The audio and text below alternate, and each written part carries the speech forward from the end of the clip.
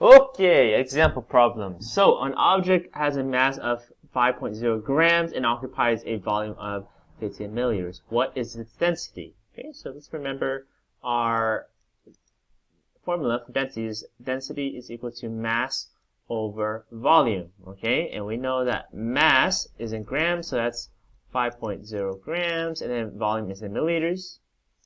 So that's 15 milliliters.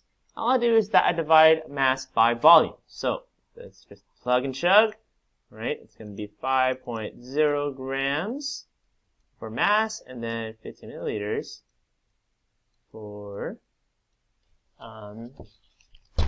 volume. And then my density, if I do the calculations, is going to give me 0.33, and it goes on and on, but I'm only going to keep 2 sig figs, right? Because the smallest number for both sig figs is only 1, 2, 1, 2, so my answers only have 2 sig figs, and the units are grams per milliliter, so that should be the answer.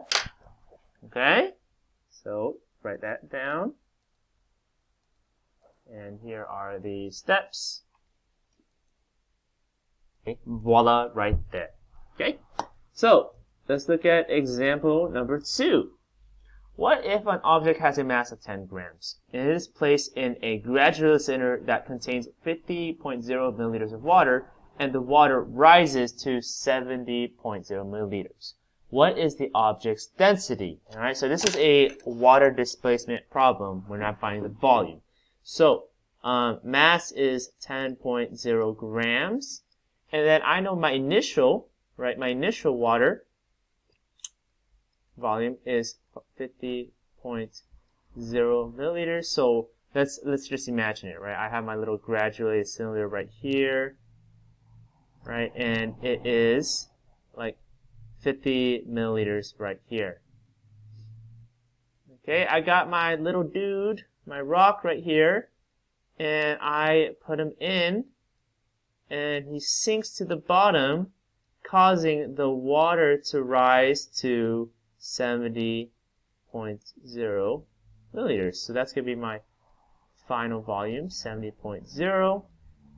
And then to figure out what the volume of this guy is actually measuring the displacement of the volume between 70 and 50, okay?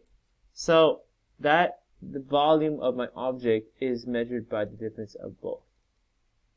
So, okay, the object is equal to the difference of the final volume and the initial volume. So that's going to give me 70.0 milliliters minus 50.0 milliliters, which will give me 20.0 milliliters. Okay, so that is my volume. Okay, got volume. I got mass. Therefore, I can calculate density when the formula is D equals M over V. So I just plug that in. Right, 10.0 grams over 20.0 milliliters.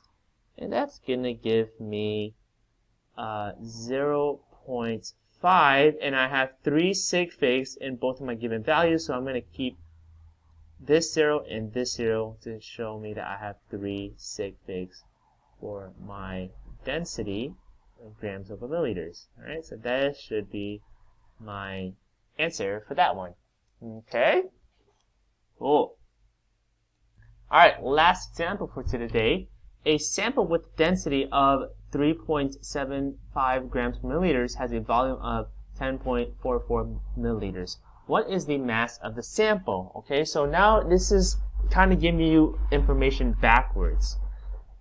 My density is 3.75 grams per milliliter, and I have my volume is equal to 10.44 milliliters. Okay, so when I have my formula, right, I got density and I got volume, but I don't have mass yet. Okay, so what can I do? I'm not sure why that showed up.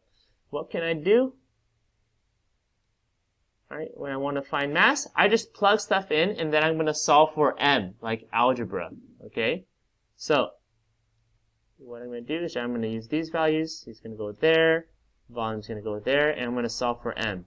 So, that's 3.75 grams per milliliters, okay, over m, and the volume is 10.44 milliliters, okay?